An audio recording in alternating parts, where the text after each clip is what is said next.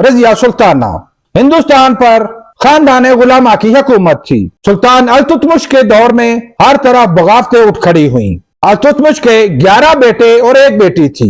अल्तुतमिश ने अपने 40 मुशीरान की एक काबीना बनाई जिसे तुर्गान चहलगाम कहा जाता है। अल्तुतमिश रजिया सुल्ताना से हुकूमती अमूर में मशवरे करता था। अल्तुतमिश ग्वालियर की मुहिम पर गया तो उसने आर्जी तौर पर रजिया सुल्ताना को हुक्मरान बनाया। ग्वालियर से वापसी पर अल्तुतमिश ने अपने 11 बेटों को छोड़कर अपनी बेटी को अपना जानशीन बना दिया।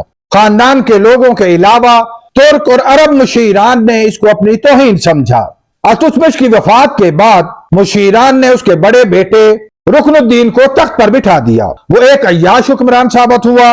रजिया सुल्ताना ने भी अलम बगावत बुलंद कर दिया। वो गलियों चौराहों में अपने हक में तकरीरें करने लगी। रुकनुद्दीन ने चढ़ाई कर दी। रुकनुद्दीन को शिकस्त हुई, वो गिरफ्तार हुआ और जेल में ही उसकी मौत हो गई। 10 अक्टूबर 1236 ईस्वी को रजिया सुल्ताना ने तख्त संभाल लिया। वो मर्दाना लिबास पहनती थी और उसने अपना नाम रजिया सुल्तान कर लिया। रजिया सुल्ताना अपने दरबार के एक हबशी याकूत को पसंद करने लगी। याकूत को वजीर आजम बना दिया गया। इस पर बुजुर्ग मुशीरान और मजहबी तबका नाराज हो गया। रजिया सुल्ताना के खिलाफ साजिशों का आगाज कर दिया गया। रियासत में बगावतें फूट पड़ी। बठिंडा के राजा ने रजिया सुल्ताना से शादी का इरादा किया।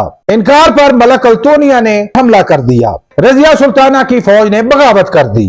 रजिया वहां से निकलने में कामयाब हो गई। एक चरवाहे ने रजिया सुल्ताना को खाना फराहम किया।